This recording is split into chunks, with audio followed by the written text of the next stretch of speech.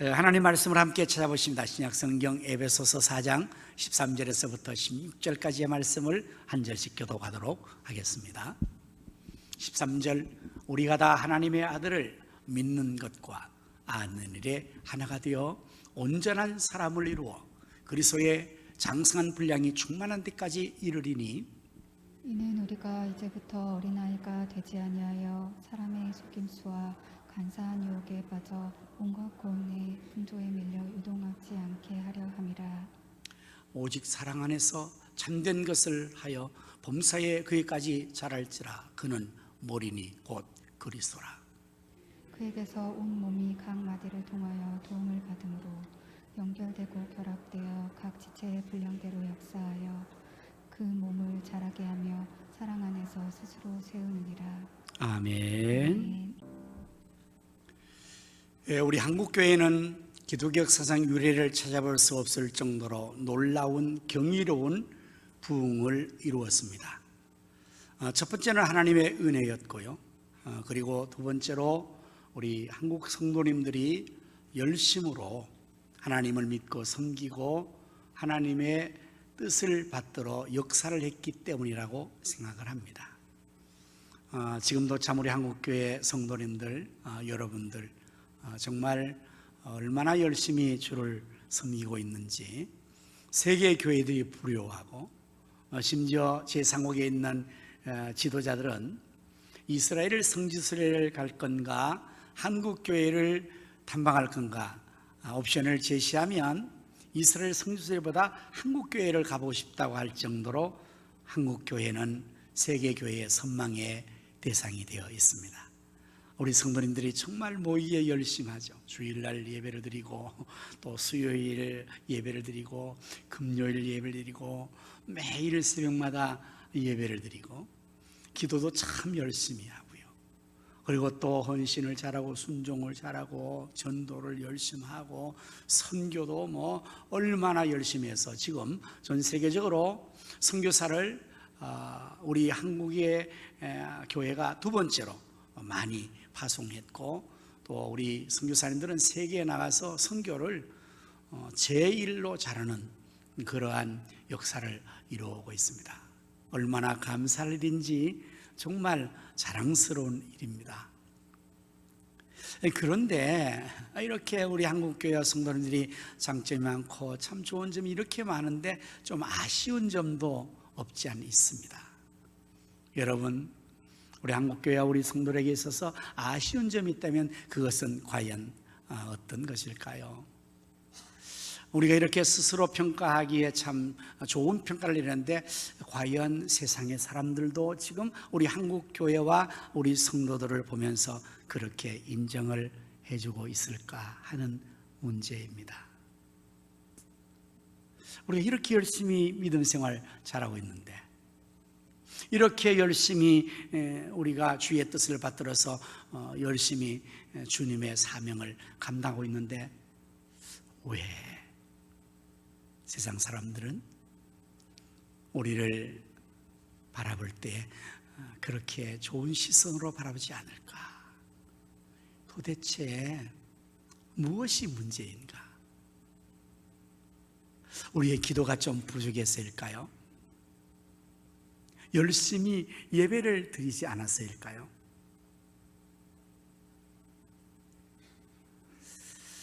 우리가 지금 열심히 하고 있는 이런 면에서 인정을 받지 못하고 있는 것이 있다면 아마 그러한 부분보다는 다른 어떤 측면의 문제가 있지 않을까 한 번쯤은 생각을 해 보아야 될 것 같습니다. 성경에 사도행전 17장 11절의 말씀을 보면 베레와 사람, 데살로니가에 있는 사람보다 더 신사적이어서 간절한 마음으로 말씀을 받고 이것이 그러한가 하여 날마다 성경을 상고함으로라는 말씀이 있습니다. 여기에 저는 참 이 표현이 참 좋은 표현이 더 신사적이다, 이런 표현.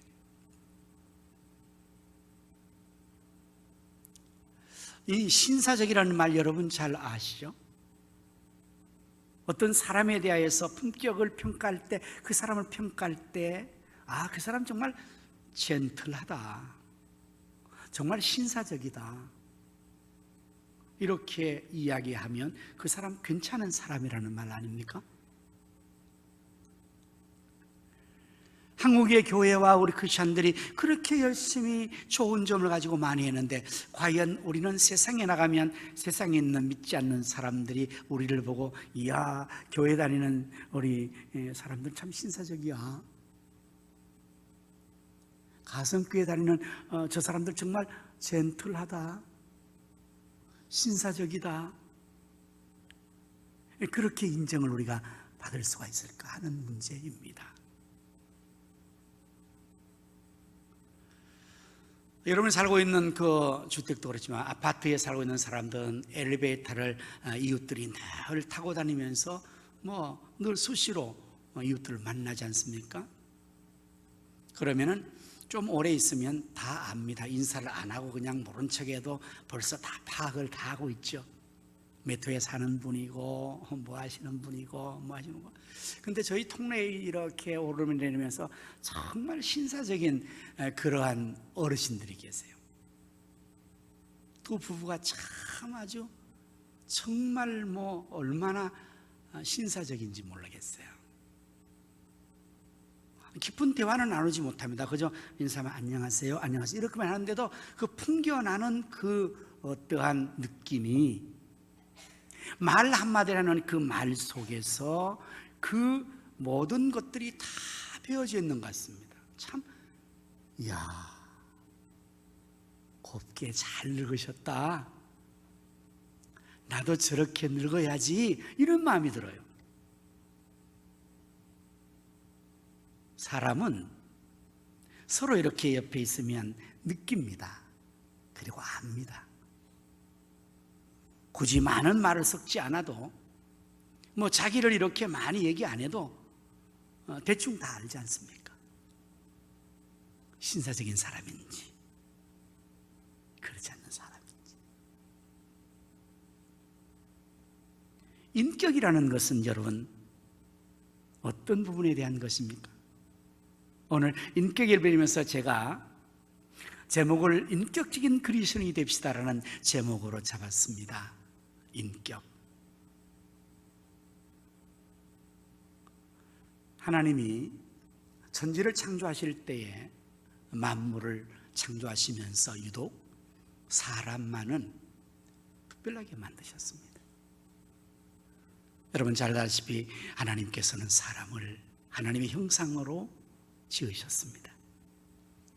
세상의 모든 피조물 중에서 하나님의 형상으로 지어진 존재는 사람 외에는 아무도 없습니다. 동물도, 식물도, 광물도, 자연도 합니다. 자, 그렇다면 여기 하나님의 형상이란 도대체 어떤 것을 의미하는 것일까요? 언뜻 생각하면 그 한자의 뜻은 형상, 그러면 형태를 상상하게 만들어. 그래서 이 번역이 조금은 제가 볼 때는 정확하게 번역을 좀 했으면 좋겠다 하는 생각이 들기도 합니다. 그냥 형상, 그럼 자꾸 외적인 것만을 형상으로 이렇게 생각하니까요. 이거는 원어의 뜻의 의미는 외적인 것이 아닌 내적인 것을 말합니다. 영어로는 image of God, 하나님의 이미지.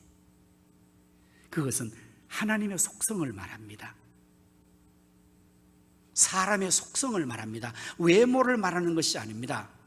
하나님 닮았다, 하나님 닮았다, 이건 외모를 말하는 것이 아니고 하나님의 속성, 하나님의 그 인격, 그것이 우리에게도 주었다는 거죠. 에베소서 4장 24절의 말씀 보면 하나님을 따라 의와 진리의 거룩함으로, 이 세 가지입니다. 이게 하나님의 이미지입니다.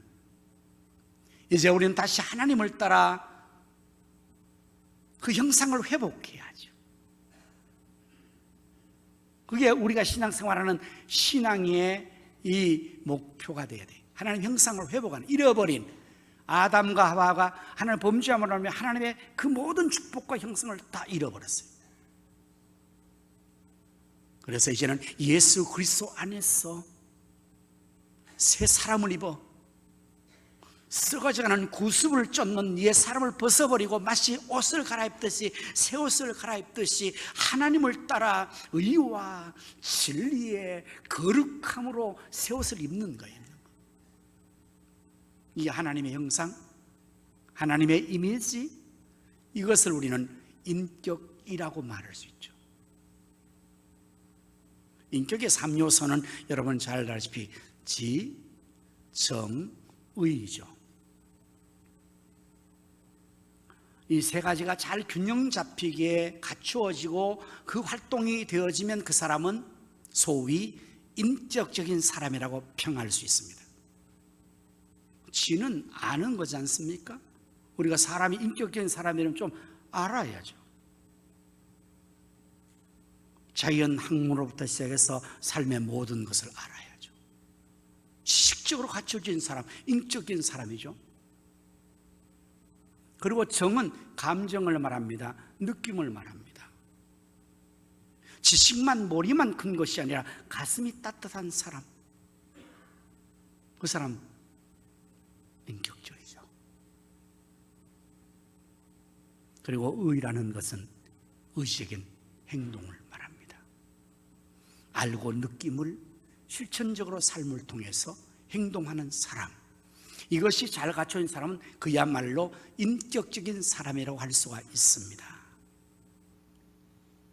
사람이 알기는 많이 알아요. 지식적으로 학문도 알고 뭐도 알고 다 많이 알아요. 너무 똑똑해요. 그런데 감정이 메마른 사람은 여러분 어떻게 느껴질 것 같습니까? 그런 사람은 어떻게 살 것 같습니까? 모든 걸 많이 아는데 감정이 너무 메말라 있어요. 느낌이 없어요. 그럼 그 사람은 자신의 삶을 매우 딱딱하게 살겠죠. 그리고 다른 관계의 사람에 대해서는 매우 냉소적이겠죠. 무시하겠죠. 알지도 못하면서 그 사람의 형편을 이해하려고 하지 않겠죠. 가슴이 없으니까요. 그러면 그 사람이 아무리 박사이고 아무리 공부를 말하고 아무리 많은 것을 알아도 우리는 그런 사람을 인격적이라고 말하지 않아요. 반대로 감정은 따뜻합니다. 다른 사람의 배려도 있고 이해도 있고 함께 울어주고. 근데 머리가 텅텅 비었어요. 도대체 뭐 아는 게 없어요. 그럼 어떤 현상이 나타나겠습니까? 그 무지한 소치로서 엉뚱한데 위험한데 휩쓸려 버리는 거죠. 여러분, 미신이라는 단어의 의미를 잘 아시지 않습니까? 아무것도 아닌 걸 믿는 것이 미신입니다. 무식하게 믿는 것이 미신입니다. 그래서 이렇게 지식이 없으면요, 믿음의 열정과 신앙에 이거 있어도 미신에 빠지고 이단에 빠져버려요. 자녀를 양육하는데 부모가 감정만 따뜻해요. 어떻게 기를 줄을 몰라. 사리분별을 알려주지 못해. 그럼 자식을 사랑으로만 그냥 기를 수가 있습니까? 잘못되게 기를 수도 있지 않습니까? 지식도 있습니다. 가슴도 있습니다. 근데 의지력이 없어요. 다 압니다, 자기는. 다 동의합니다, 그렇게 합니다. 그리고 그걸로 끝나버려요. 행동이 전혀 따르질 않아요. 이런 사람, 무능한 사람이 되는 거죠. 인격적이 될 수가 없습니다. 인격적이라는 것은, 인격이 되려면 이 세 가지가 잘 갖추어지고 그 기능들이 균형 있게 잘 이루어지는 사람, 그야말로 신사적인 사람이 되겠죠. 인격적인 사람이 되겠죠. 자신의 삶을 반드시 살고 보람되게 살고 행복하게 살 뿐만 아니라 그런 인격적인 사람은 주변의 사람들에게 그 인격의 감화력을 통해서 선한 영향을 끼쳐줍니다. 부모가 인격적인 부모가 되면 그 자녀가 인격적으로 잘 자라게 되겠죠. 훌륭한 사람이 될 수가 있을 것입니다. 서론을 시작하면서 우리 한국 교인들이 우리가 너무 열심히 잘하는 부분이 많은데 왜 이렇게 욕을 먹고 비난을 당하는가? 너무너무 안타까워요. 너무 속상하기도 합니다. 어디에서 문제가 생긴 것입니까? 바로 인격적인 부분에서 사람들에게 인정을 받지 못하는 거예요. 교회는 참 열심히 잘 다닌다마는, 기도는 참 열심히 한다마는, 봉사는 저렇게 열심히 한다마는 인격이 나는 존경할 수가 없어. 나는 인정할 수 없어. 그러면 이 얼마나 안타깝습니까? 이게 우리의 문제가 아닐까요? 이게 한국 크리스찬들의 문제가 아닐까요? 그래서 가정에서부터 인정을 못 받고 사회에서 인정을 못 받고 우리의 이 열심과 이 충성과 이 많은 것들이 다 희색되고 오히려 뒤집어지는 역사가 나타난다면 얼마나 안타깝습니까? 이제 우리 한국교회는요, 선교 2세기로 넘어가면서 이 정도 부흥돼서 규모가 크고 수도 많고 역사도 많이 했기 때문에 이제는 그걸 가지고 우리가 과시할 것이 아니라 정말 내실 있는 교회가 되고 성도가 성도다워지고 신자가 신자다워지고 인격적인 부분에서 갖추어져서 하나님도 인정하시고 사람들로 칭찬받는 자리에 나가는 것이 목표가 되어야 돼요. 그걸 위해서 기도해야 합니다. 우리 그걸 위해서 공부하고 열심히 노력하고 훈련해야 합니다. 인격적인 그리스도인은 어떻게 해야 될까요? 그럼 오늘 성경의 본문을 중심해서만 제가 한 두 가지를 제시해 보려고 합니다. 첫째는 언행일치가 되어야 됩니다. 13절의 말씀입니다. 우리가 다 하나님의 아들을 믿는 것과 아는 일에 하나가 되어 일치를 말해요. 하나가 되어. 우리 일반적으로 많은 경우에 사람들에 대한 평가를 할 때 언행일치가 되느냐 이걸 보는 겁니다. 자기가 말한 대로 행동을 하느냐 그걸 통해서 인격자인가 아닌가를 평가합니다. 말만 하고 행동하지 않는 사람은 인격자가 아니라고 우리는 단정하죠. 말만 해 저 사람은 말은 잘해, 행동이 없어, 말과 행동이 달라, 그러면 인격은 뚫리는 겁니다. 무너지는 겁니다. 예수님께서 당시에 유대의 지도자들에 대한 평가를 하실 때 이 부분을 지적하셨습니다. 마태복음 23장 1절 이하의 말씀 보면 이에 예수께서 무리와 제들에게 말씀하여 이르시되 서기관들과 바리새인들이 모세의 자리에 앉았으니 그러므로 무엇인지 그들이 말하는 바는 행하고 지키되 그들이 하는 행위는 본받지 말라. 왜요? 그들은 말만 하고 행하지 아니한다는 겁니다. 말만 하고 행하지 않으니까 일치가 안 되는 것입니다. 세상에서 말 잘하는 집단이 두 집단이 있다고 합니다. 한 집단은 공산주의자들. 그들은 말 잘합니다. 왜 그런가 하면 그들은 늘 모여서 비판 대회를 합니다. 한 사람 세워놓고 비판하고 또 토론하고 학습하고. 그래서 여러분 가끔 인터뷰에 이렇게 월남한 사람들이나 어떤 그 사람들 인터뷰 시키면요 아주 말 잘합니다. 평소에 말하는 훈련을 많이 했거든요. 또 한 계층에 말하는 계층이 있다고 그럽니다. 집단이. 그들은 누굴까요? 바로 그리스도인들입니다. 교회 다니는 사람들 말 잘합니다.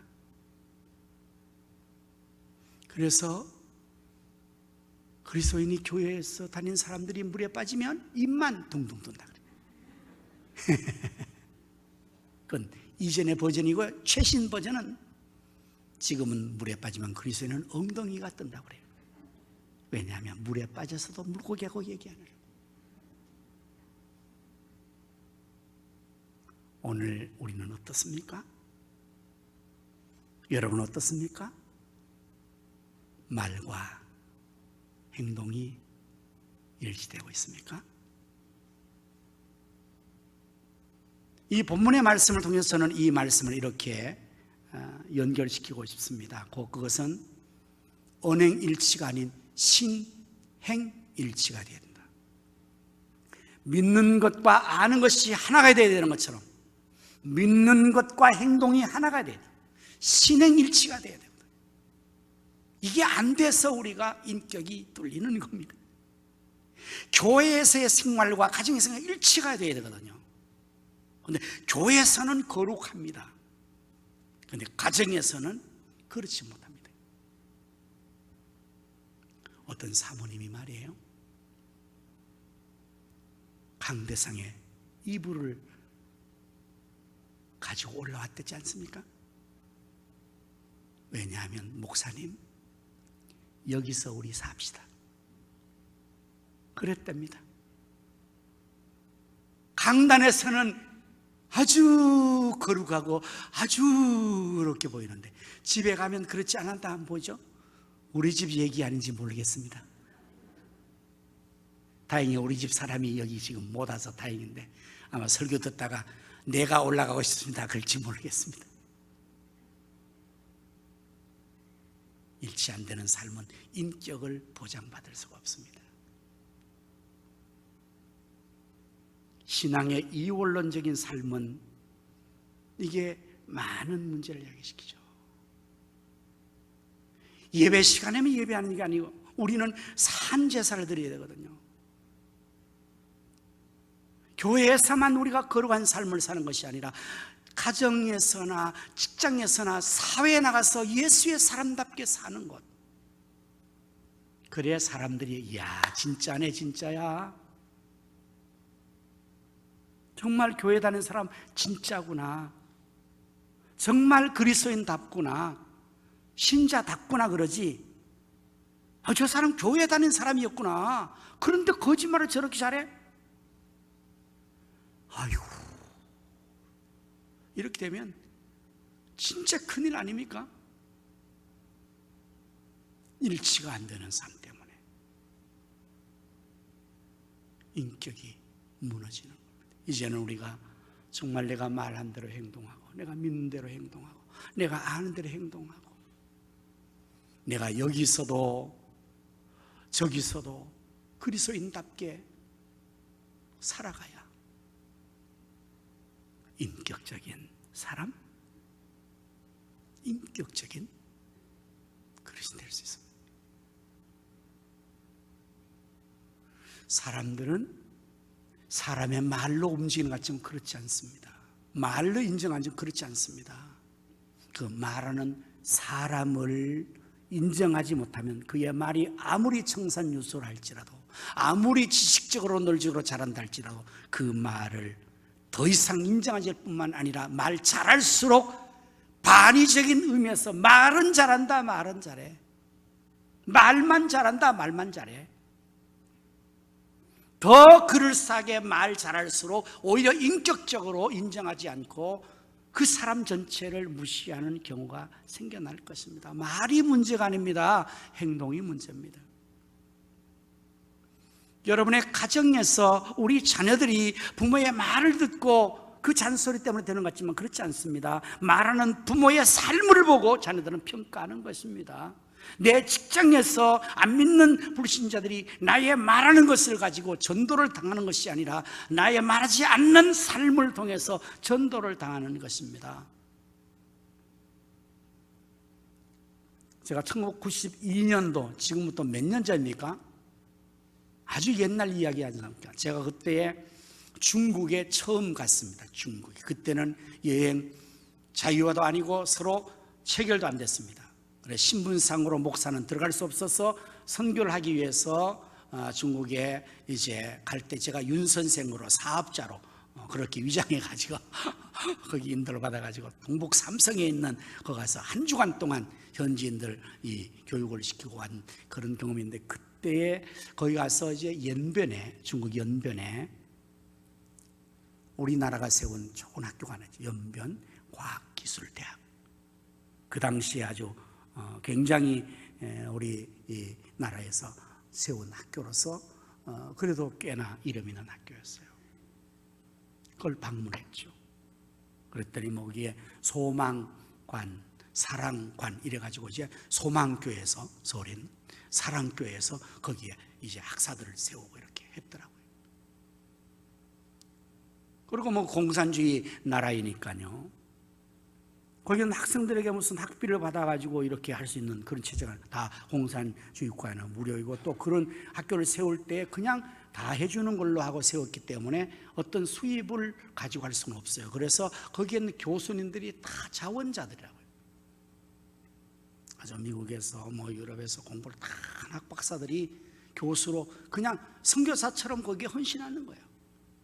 뭐 사례나 뭐 월급 이런 게 없습니다. 그냥 그런 마음으로 와서 거기를 섬기는데, 여기 이제 학생들을 모집할 때 중국 학생들을 모집할 거 아니에요.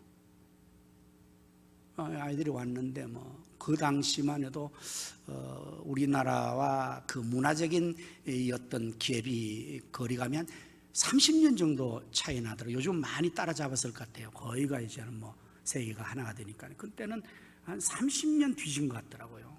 뭐 시설이나 옷이나 의복이나 모든 것들이 그렇게 되어 있는데, 그런데 거기에 이제 최신 건물들 다 지어놓은 거예요. 얼마나 그냥 좋겠습니까? 그런데 이 중국에 있는 학생들이 와가지고 이 최신 시설을 적응을 못하는 거예요. 맨 처음에 우리도 그랬지 않습니까? 여러분 어떠세요? 제가 수세식 화장실 사용할 때 맨 처음에 그냥 바로 사용했어요? 거기 어디에 앉는지 몰랐잖아요. 앉아야 되는지, 이물을 마셔야 되는지, 손 씻어야 되는지 모르잖아요. 그러니까 중국에 있는 그 학생들이, 대학생들이 뭐 푸세식만 이제 적응하다가, 여러분 중국에는 그때 당시에 이 화장실도 없습니다. 동중하셔도 어떻게 되세요? 그냥 아무런 이 집 그 칸막이도 없이 그냥 길에다가 도랑 하나 쭉 해놓고 거기 다 걸터 앉아가지고 다 같이 기차처럼 보는 거예요. 그런 시절이었습니다. 개인의 집에도 칸막이 없더라고요, 화장실이 그냥. 그런데 있다가 와서 보니까 막 이게 수세식 화장실인데 이거 어디에 변을 놓아야 될지 모르는 거예요. 그래 얘들이 처음에는 막 그거를 제대로 정확하게 맞지 못해가지고 사방에 막 배설을 다 해놨다는 거예요. 이거를 학 박사님의 교수님들이 다 화장실 정리했다는 거예요.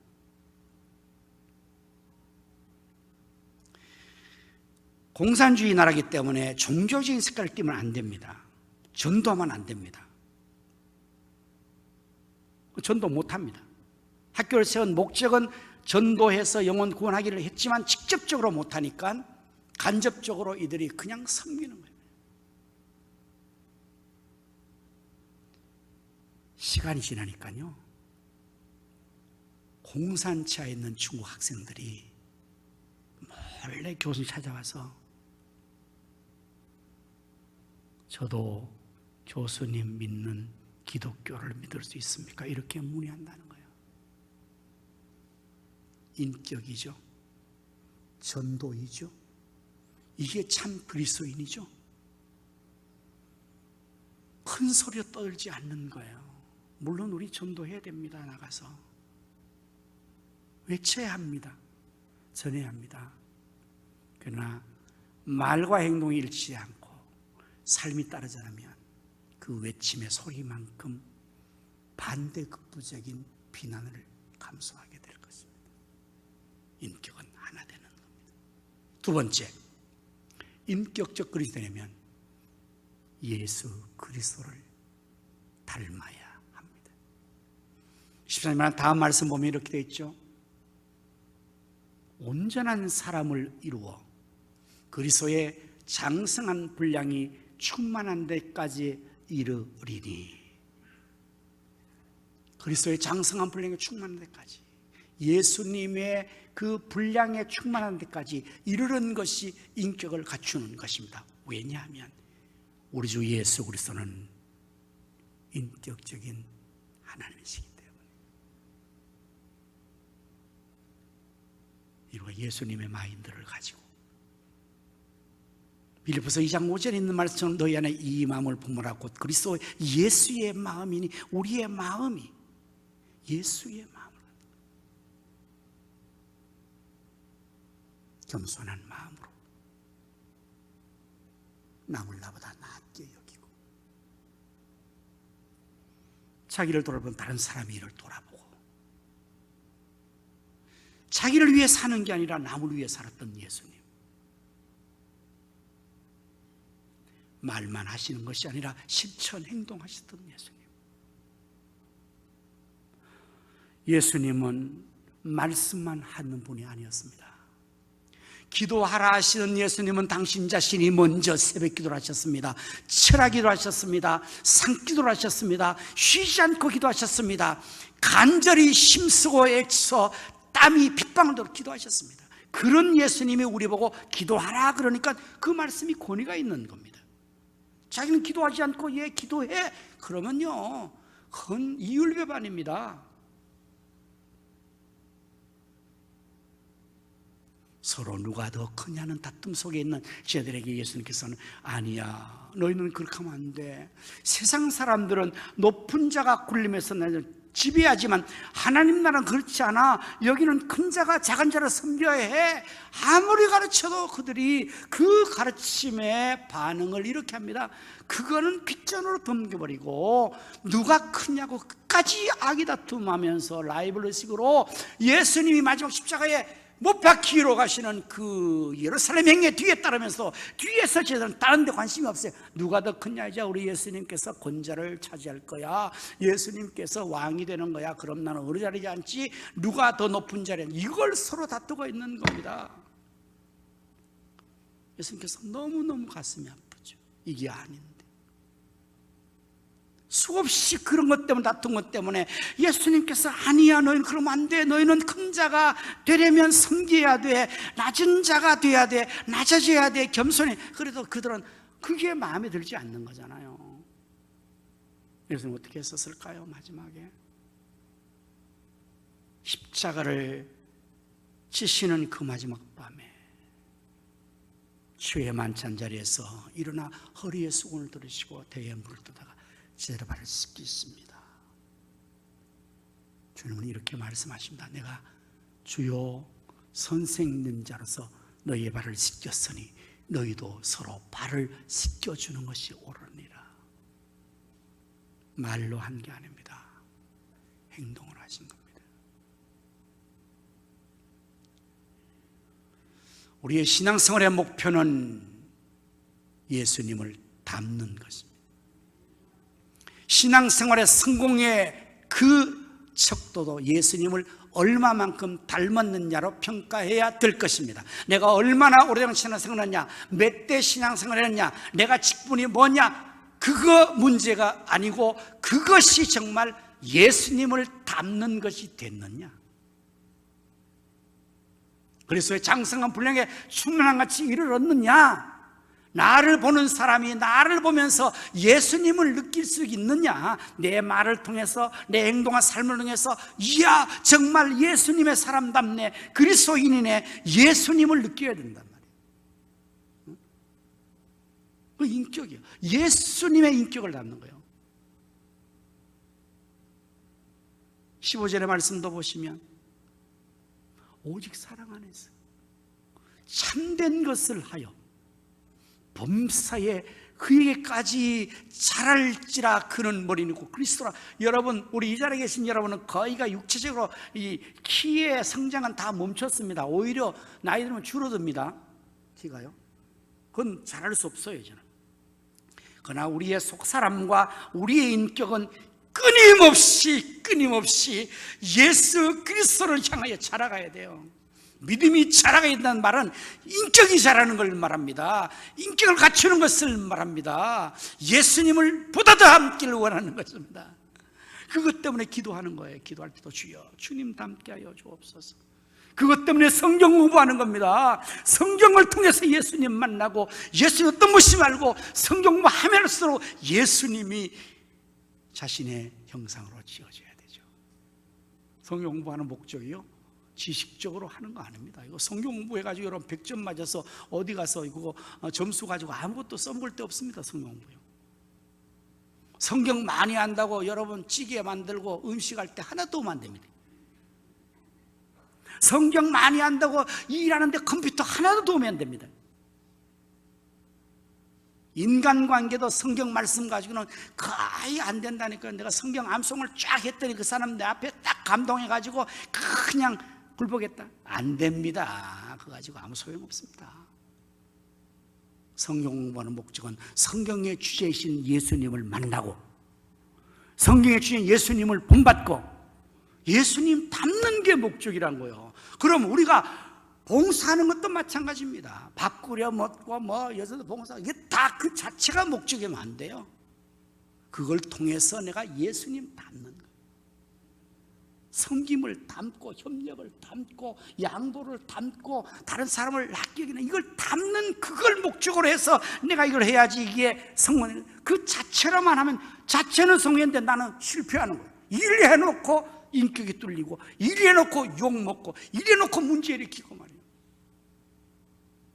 그게 바로 한국교회입니다. 우리 그리스도인입니다. 일 잘하고 욕먹는 거예요. 무엇 때문에? 인격이 안 돼가지고 예수 안 닮고 그 심보가 예수 심보 아니고 내 심보로 가니까 사람들이 상처받는 거죠. 싫어하는 거죠. 멀리하는 거죠. 인정 안 하는 거죠. 예수 닮는 것이 돼야 돼요. 예수님의 인격을 닮아야 되는 거예요. 그래야 진짜 인격적인 그리스도인이 되어서 우리 예수님 그러신 것처럼 사람 살릴 수 있습니다. 많은 사람을 주께로 인도할 수 있습니다. 사도행전 11장 24절 25절 보면 바나바는 착한 사람이요 성령과 믿음이 충만한 사람이라. 이에 큰 무리가 죽게 더하더라.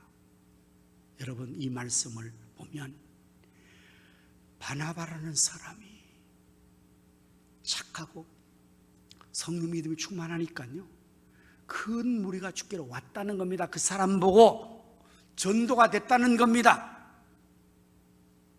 그 사람이 참 그리스도인이니까 착한 사람이니까 인격적인 사람이니까 성령과 믿음이 충만한 사람이니까 많은 무리가 그 사람 주변으로 몰려들고 그 사람 때문에 큰 무리가 부흥되어 교회에 온 거예요. 여러분 우리 전도할 때 나가서 복음 전하고 전도해야 됩니다.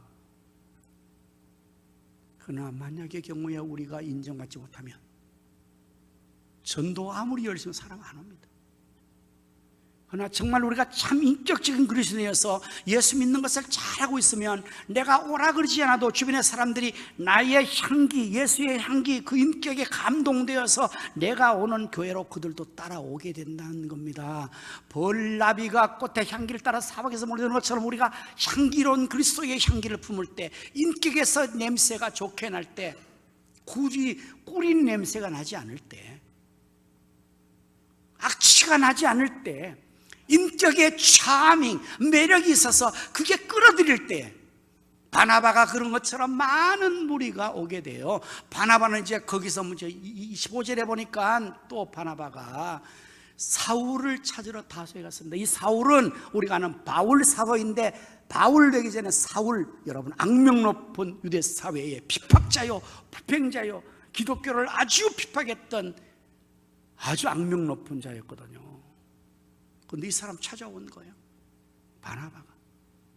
처음에는 예루살렘 공동체 쟤들이 다 거부했어요. 저가 사울 아닌가? 어제까지도 우리를 잡으려고 했던 저자가 우리에게 못 온다. 이럴 때 바나바가 데리고 가서 그들 가운데 중재를 해요.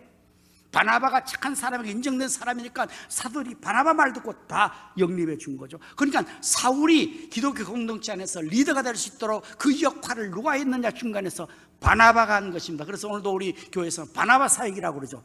새로운 선지자를 잘 인도 정착하게 하는 그 중간에 역할하는 사람, 바나바 사역하는 거죠. 바나바가 그런 사람이거든요. 이제 이들이 다소에 가서 찾아왔어요. 그리고는 만나서 안디옥에 데리고 와서 둘이, 바나바와 사울이 둘이 교회에서 1년간 모여 있어 큰 무리를 가르쳤고, 제자들이 안디옥에서 비로소 그리스도인이라 일컬음을 받게 되었더라. 인격을 갖추는 것은 하루아침에 되는 게 아니에요. 배워야 합니다. 훈련해야 합니다. 그래서 비로소 때가 되면 그리스도인이다 진짜 인정받은 겁니다. 오늘 여러분, 지금 여러분은 비로소 그리스도인이라는 인정을 받는 자리에 나와 있습니까? 내가 신앙생활로 여기까지 오는 동안에 드디어 내가 비로소 나는 참 그리스도인이다 인정받는 일컬음이 되는가? 저 사람 정말 목사 같아, 장로 같아, 권사 같아, 집사 같아, 성도 같아, 일컬음을 정말 받습니까? 아직까지도 일컬음 못 받는다면 이건 참 심각한 문제가 아닐 수 없죠. 우리 모두가 예수 그리스도의 장성한 분을 충만까지 이르도록 계속 믿음을 자라고 인격을 자라고 인격을 도야하고 배우고 훈련해서 누가 보더라도 이제는 비로소 이야 저 사람 진짜 그리스도인이네, 진짜 성도답네 일컬음 받는 우리 모두 되어야 되겠습니다. 인격적인 그리스도인이 되어 하나님께 영광을 돌리고 다른 사람의 선한 영을 입혀서 많은 사람들을 의로운 대로 이끌 수가 있고, 우리의 삶도 인격적인 그리스도인의 삶을 살 때에 보람되고 행복하고 성공의 삶을 살 수가 있습니다. 우리 모두가 다 그러한 은혜가 우리에게 임하기를 주님의 이름으로 축원합니다. 기도하겠습니다.